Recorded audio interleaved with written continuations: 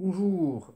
Alors voici un match qui s'est déroulé lors des championnats du monde en 1972 entre James Bobby Fischer et Boris Spassky.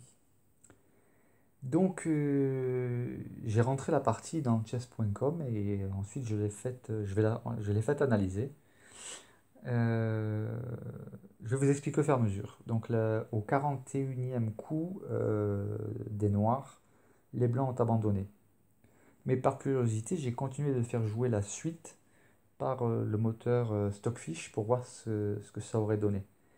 Mais dans un deuxième temps, je produirai uniquement la partie qui s'est arrêtée au 41e coup et on fera l'analyse de pourcentage, de précision, etc. Donc voici donc c'est Spassky qui a les blancs et Bobby Fischer qui a les noirs.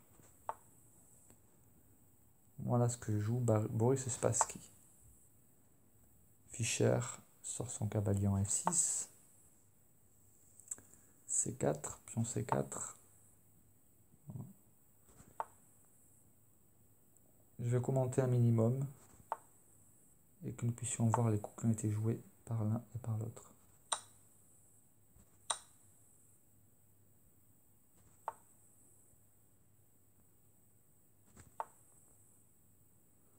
Développement du cavalier. Il prépare un fianchetto, Fischer. Là, ce coup de cavalier en arrière, pas forcément évident à comprendre pour le commun des mortels. Mais ça prend forme hein, une fois qu'on voit ce qu'il a en tête. Donc là, il se prépare au roc. Voilà. Tour au centre. Protection du pion. Et ce coup là de cavalier sur le bord, ça surprend. Hein. Parce qu'habituellement, on dit cavalier sur le bord, cavalier mort.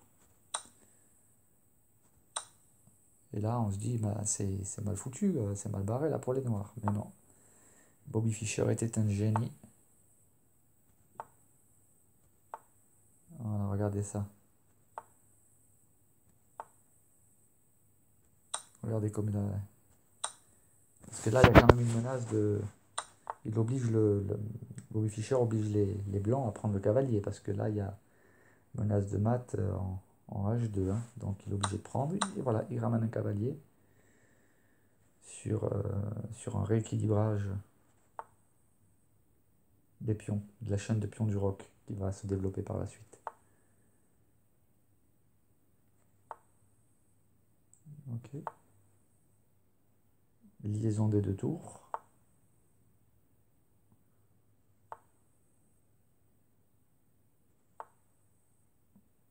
Voilà, il ramène une tour au centre. Préparation du doublage des tours.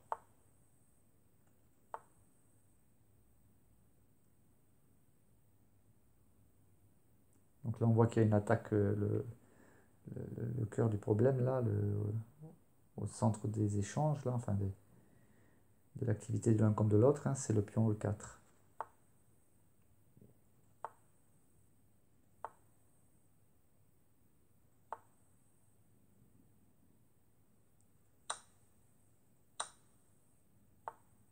Voilà. C'est parce qu'il veut détruire un peu la chaîne de pions des noirs sur l'aile dame. Mais Fischer répond avec ce coup qui oblige la dame à reculer. Voilà, doublage des tours. Coup d'attente. Descente du pion. En F6, donc coup d'attente de Boris Spassky. Il veut savoir quelle est l'intention. Donc il va y avoir répétition de coups. Voilà. Et puis Fischer prend la décision suivante. Prendre le cavalier. Échange des tours.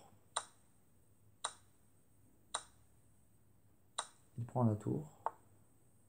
Donc là, menace de mat. Hein. Dame en G7 et puis c'est mat. Donc Fischer ramène sa dame. Ok. Et là, regardez Fischer ce qu'il fait. Clouage du fou. Donc Spassky se dit il va ramener son roi. Et là, il y a le fou qui se ramène. Ok. Regardez ce coup. Voilà. Attention. Voilà. Après ce coup, eh bien les blancs abandonnent.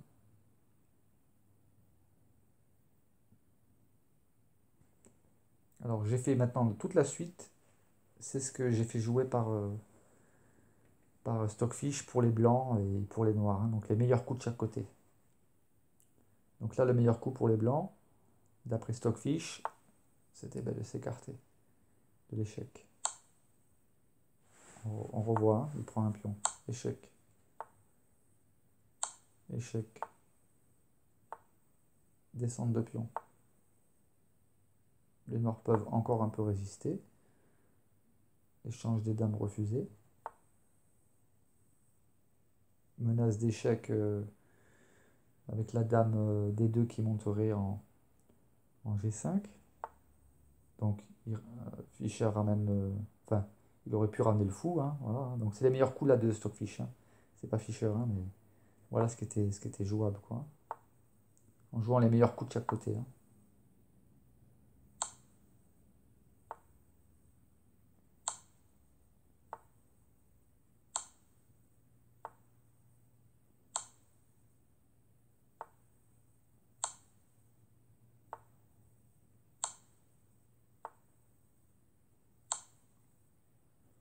Donc ça, ce sont tous les coups de résistance de Stockfish, hein.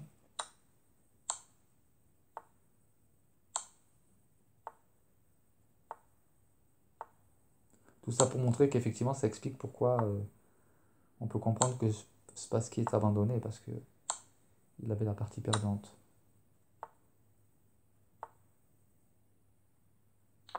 Donc voilà. Et là, c'est mort, quoi. On va pas faire durer. Voilà. Et c'est mat comme ça. Maintenant, si on fait analyser la partie, alors est-ce qu'on peut faire analyser la partie? Oh mince.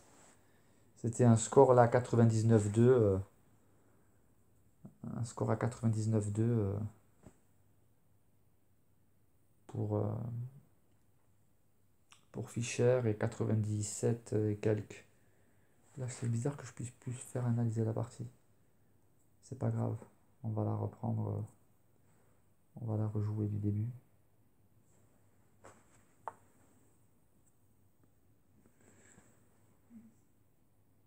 Et comme ça, on verra le vrai pourcentage des joueurs de chaque joueur, quoi. Parce que le pourcentage, c'est vrai que j'avais fait analyser, mais vu qu'il y avait la fin de partie qui était de Stockfish, ça peut expliquer le 99-2. On va voir maintenant. Je vais rejouer la partie jusqu'au 41e coup, là où les blancs ont abandonné. Voilà, j'ai rejoué, j'ai à nouveau rentré les coups, joué jusqu'au 41e coup par les noirs, et donc les blancs abandonnent à ce moment-là. C'est ce qu'a fait Spassky. Et donc maintenant, on va regarder le rapport de partie pour voir le pourcentage de précision de jeu de chacun, les erreurs, etc.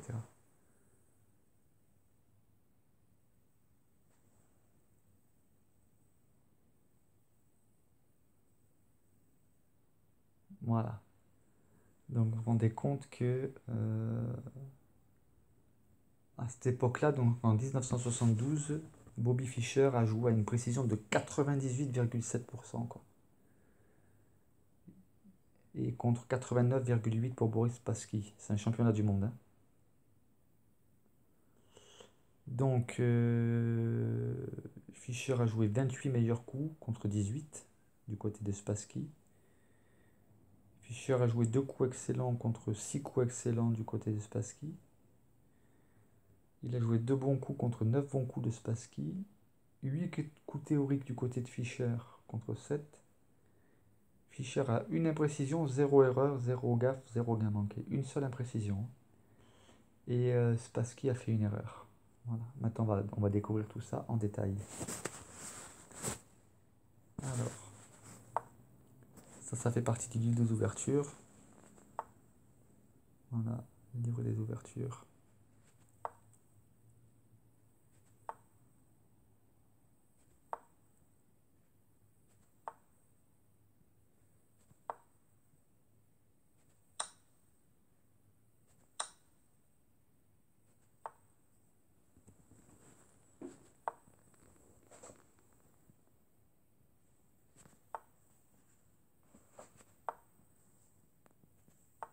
Donc tout ça, ça fait partie du livre des ouvertures, hein. Tous les coups, ils vont jouer là. Voilà. À partir de maintenant, on sort de l'ouverture. Donc là, Spassky a joué le meilleur coup qui soit. Fischer aussi. Spassky aussi, avec son fou en E2. Fischer avec le roc, ok. Voilà. Meilleur coup de chaque côté. Ah, là, on revient à un coup d'ouverture. Alors, ce coup est excellent, mais le meilleur coup, d'après l'analyse de chess, de l'application chess.com, ça aurait été de jouer A4. Donc, ce coup est excellent, hein, mais le meilleur coup aurait été A4. Ensuite, le coup de Fischer est excellent, mais le meilleur coup aurait été cavalier en, en B3. Mais ce coup est excellent. Là, c'est le meilleur coup de Spassky. Meilleur coup de Fischer. Bah, en fait, il n'a pas le choix, c'est forcé, hein, quelque part. Alors ça, le cavalier en C4, c'est un bon coup, mais le meilleur coup aurait été H3. Meilleur coup de Fischer. Meilleur coup de Spassky. Alors ce coup est bon. Il semblerait que cavalier en G4 aurait été le meilleur coup. Mais le coup que Fischer a joué est bon. Ce coup est excellent. Fou en D2, mais le meilleur coup aurait été pion F3. Voilà, ça c'est le meilleur coup de Fischer. Voilà, c'est le meilleur coup. Alors ce coup est bon, mais cavalier en E2 aurait été meilleur. Donc là pour l'instant, on va dire c'est plus ou moins égal, hein. Il y a 0,03 à l'avantage des noirs, donc c'est pas marquant, quoi. Ça c'est le meilleur coup. Voilà. Alors il aurait mieux fait de reculer son fou, parce que là du coup on passe à 0,70 avantage pour les noirs. Donc moins 0,70 pour les blancs. Le meilleur coup de Fischer. Enfin, meilleur coup de Spassky. Meilleur coup de Fischer. Meilleur coup de Spassky. Meilleur coup de Fischer. Voilà, ce coup est bon.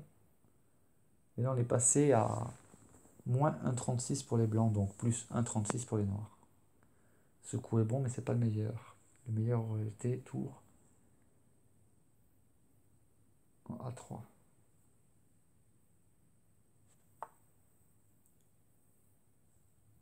Meilleur coup de Fischer.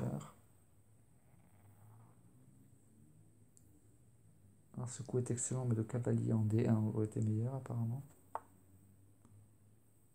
Meilleur coup de Fischer. Il joue vraiment les meilleurs coups que l'application elle-même aurait joué là. Fischer. C'est parce qu'il a aussi. Ok. Bon là c'est un bon coup. C'est pas le meilleur. Ah, là du coup,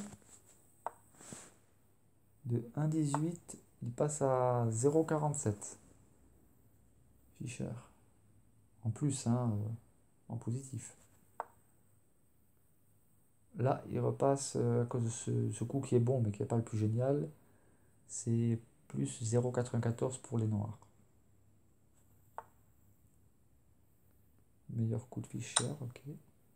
Meilleur coup de Spassky, meilleur coup de Fischer. Meilleur coup de Spassky, meilleur coup de Fischer. Meilleur coup de Spassky. Meilleur coup de Fischer. Ah, là, on repasse de nouveau à... Là, c'est plus 1,59 pour les noirs, avec ce coup. Meilleur coup de Fischer. Alors, ce coup est excellent, mais c'est pas le meilleur.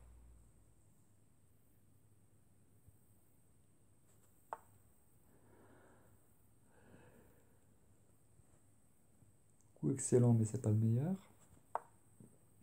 Meilleur coup. Meilleur coup. C'est un bon coup. Là, on passe à 1,95 pour les noirs. Et effectivement, là, Fischer joue le meilleur coup. Spassky aussi. Voilà. Voilà. Après ces échanges-là, on passe à 1,64. Avantage pour les blancs, pour les noirs.